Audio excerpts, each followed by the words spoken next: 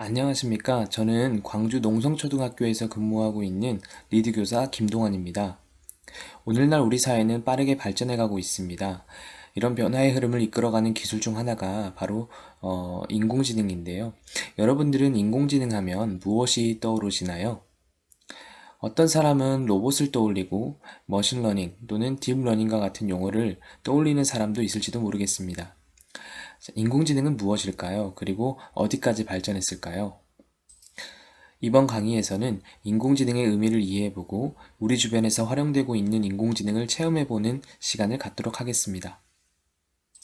먼저 인공지능의 의미에 대해서 알아보겠습니다. 인공지능의 개념은 사실 지능의 개념이 명확하지 않기 때문에 인공지능의 개념 또한 명확하게 정의하기가 어렵습니다. 다만 많은 학자들의 인공지능에 대한 개념을 종합해보면 인공지능은 인간의 학습, 추론, 문제 해결 능력과 같은 지적 능력을 컴퓨터 프로그램으로 구현할 수 있는 학문 또는 기술을 의미한다고 볼 수 있습니다. 인공지능은 크게 범용 인공지능과 좁은 인공지능 두 가지로 나누어 볼 수 있습니다. 범용 인공지능은 특정 문제가 아닌 주어진 모든 상황에서 생각과 학습을 하고 문제를 해결할 수 있는 인공지능을 의미합니다. 이는 인공지능 연구의 궁극적 목표라고 할 수 있겠죠. 예를 들어 우리가 흔히 생각하는 영화 속의 만능 로봇을 구현할 수 있는 기술이라고 생각하면 좋을 것 같습니다. 반면 좁은 인공지능은 한 분야의 문제만을 해결할 수 있는 인공지능입니다. 예를 들면 바둑이나 체스를 두는 프로그램이 있습니다. 이러한 프로그램들은 바둑이나 체스 외에 다른 문제는 해결하지 못하죠. 인공지능이란 용어는 1956년 미국 다트머스 대학에서 열린 학회에서 존 맥카시가 처음 사용하였습니다. 그러나 인공지능에 대한 개념 자체는 그 이전부터 존재했다고 볼 수 있는데요. 이미 1950년 앨런 튜링이 생각하는 기계와 지능이라는 논문을 통해 인공지능을 판별하는 방법을 제시하면서 인공지능의 가능성을 제안하였기 때문이죠. 인공지능에 대한 논의와 연구 결과는 최근에 들어서 더욱 구체화되고 발전된 모습으로 나타나고 있습니다. 왜냐하면 이제는 클라우드나 GPU와 같은 컴퓨팅 인프라와 인공지능을 학습시킬 수 있는 충분한 데이터를 확보할 수 있게 되었기 때문이죠. 주변에서 흔히 볼 수 있는 인공지능에 대한 오해도 있습니다. 로봇은 인공지능이다 라고 생각하는 건데요. 그러나 엄밀히 말하면 여러분들이 떠올린 로봇은 그 자체가 인공지능이라기보다는 인공지능이 탑재된 로봇이라고 생각해야겠죠. 또 많은 사람들이 인공지능과 머신러닝, 딥러닝을 비슷한 내용으로 생각합니다. 그러나 셋의 의미는 다릅니다. 보이는 그림처럼 인공지능이 가장 포괄적인 의미를 지니고 있고 인공지능을 구현하기 위한 대표적인 방법 중 하나가 머신러닝입니다. 그리고 딥러닝은 머신러닝의 여러 분야 중 하나로서 인간의 뉴런과 비슷한 인공신경망 방식을 기반으로 만든 것입니다.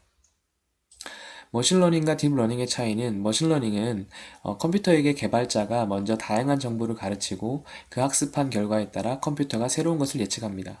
반면에 딥러닝은 가르치는 과정을 거치지 않고 스스로 많은 데이터를 통해 학습하고 미래의 상황을 예측할 수 있죠. 지금까지 인공지능에 대한 의미와 역사, 그리고 오해들에 대해서 간단히 알아보았습니다. 그렇다면 이제 우리 삶 속에서 사용되고 있는 간단한 인공지능을 체험해 볼까요? 먼저 스노우라는 어플리케이션을 소개하겠습니다. 스노우 앱은 전 세계 2억 명이 사용하는 카메라 어플리케이션인데요. 이 앱은 인공지능을 활용해서 화면에 보이는 사진들처럼 셀피나 사물 촬영할 때에 눈, 코, 입과 사물의 위치를 스스로 인식해서 적절한 위치에 스티커, 필터 등을 적용해서 개성 있는 사진이나 동영상을 만들 수 있게 합니다. 스노우 앱을 체험하는 방법은 첫째, 어플을 다운받는 곳에서 스노우를 검색합니다. 그리고 해당 모양의 스노우 어플을 찾아 설치하면 됩니다. 이제 여러분들의 스마트폰에는 스노우 어플을 사용할 수가 있습니다. 스노우 어플은 다양한 스티커와 필터 기능이 있는데요. 그 중에 AR 이모지 셀피 촬영 방법을 소개하겠습니다. 먼저 스노우 어플을 눌러 실행시키면 이 화면 왼쪽에 나오는 첫 번째 화면이 나옵니다. 자, 화면 하단에 스티커를 눌러주세요. 그러면 여러가지 주제별 스티커와 그리고 그 아래 다양한 종류의 스티커들을 볼 수 있습니다. 주제별 스티커에서 AR 이모지를 찾아 클릭하고 셀피 촬영 모드로 바꾼 후에 원하는 종류의 스티커를 클릭한 후에 촬영 버튼을 눌러주면 됩니다. 자, 마지막으로 찍은 사진은 다시 한번 수정할 수 있고요. 자, 저장하기 버튼을 눌러서 여러분들의 스마트폰 갤러리에 저장할 수 있습니다. 잠시 영상을 멈추고 여러분들도 재미있는 셀피를 한번 찍어볼까요? 자, 두 번째로 체험해볼 인공지능은 구글 렌즈 어플리케이션입니다. 자, 구글 렌즈는 증강현실과 인공지능을 접목해서 만든 앱인데요. 눈에 보이는 사물을 사진으로 촬영하여 다양한 작업을 빠르게 처리할 수 있습니다. 자, 6가지의 필터를 제공하고 있습니다. 자, 첫 번째가 번역, 두 번째가 텍스트 복사, 세 번째가 사물인식, 네 번째가 쇼핑, 다섯 번째가 장소, 여섯 번째가 식당입니다. 자, 각 필터들의 기능을 살펴보겠습니다. 자, 첫 번째 번역 필터는 어떤 사물에 쓰여진 글자든 렌즈에 비추면 번역이 가능합니다. 자, 두 번째 텍스트 필터는 구글 렌즈를 피사체의 글자 위에 비추면 글자들이 선택되는데 이때 선택된 범위의 글자들을 복사해주는 기능입니다. 자, 세 번째로 사물인식 필터는 어떤 사물이든 업체든 렌즈에 비추면 구글에서 관련 정보를 찾아줍니다.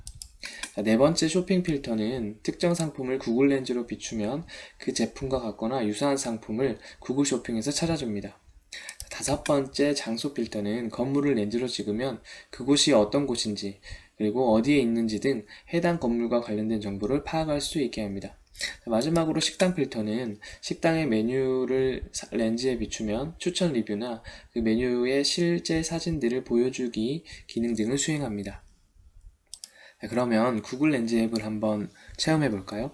자, 구글 렌즈 앱을 설치한 후에 다음 보이는 과제를 수행해 보겠습니다. 자, 먼저 번역 필터를 사용해서 왼쪽에 영어 문장을 모국어로 번역해 보겠습니다. 자, 번역이 끝났다면 이번에는 사물인식 필터를 사용해 볼까요? 사물인식 필터를 사용해서 다음 사진 속의 사물의 이름을 검색해 보겠습니다. 자, 렌즈를 그림에 비추면 이렇게 작은 동그라미 모양이 보이는데요. 동그라미를 누르면 그 사물의 이름을 알 수가 있습니다. 자, 세 번째로 체험해볼 인공지능은 오토드로우라는 그림판입니다. 이곳에서는 여러분들이 그림을 그리면 인공지능이 그 그림을 인식해서 여러분이 원래 나타내고자 한 모양을 예측한 후에 좀 더 세련된 그림들로 바꾸어서 그림판에 나열해 줍니다. 자, 이렇게 나열된 아이콘 중에 내가 나타내고자 했던 아이콘이 있다면 그 그림을 클릭해서 사용할 수도 있겠죠. 자, 색칠도 할 수 있고 아이콘을 그림 파일로 저장해서 활용할 수도 있습니다. 자, 그럼 여러분들도 체험해 볼까요? 먼저 구글 검색창에 autodraw.com을 입력합니다. 그림판으로 들어가게 되는데 왼쪽 상단에 3개의 줄이 있습니다. 클릭하면 다양한 메뉴들이 나오는데요. 특히 이 How to 메뉴는 오토드로우에 대한 사용법을 간략하게 소개해 놨습니다. 읽어보고 시작하는 것도 좋고요. 그러나 사용법이 굉장히 쉽기 때문에 읽어보지 않고도 직관적으로 사용할 수 있습니다. 다시 그림판으로 돌아와서요. 오토드로우 아이콘을 클릭한 후에 내가 나타내고자 하는 그림을 그려보겠습니다. 자, 비행기를 그려볼까요? 그리는 과정 동안에 인공지능은 계속해서 나의 그림과 유사한 아이콘들을 찾아내서 상단에 제시해줍니다. 자, 비행기가 보이는데요. 자, 여기에서 클릭하면 원하는 그림을 클릭하면 저의 그림이 깔끔하게 바뀌는 것을 볼 수 있습니다. 자, 여러분들도 지금 잠시 영상을 멈추고 오토드로우를 체험해 보겠습니다. 이번 시간에 배운 내용 중 가장 중요한 2가지를 얘기해 볼까요? 오늘은 인공지능의 이해와 인공지능을 체험해보는 시간을 가져보았습니다.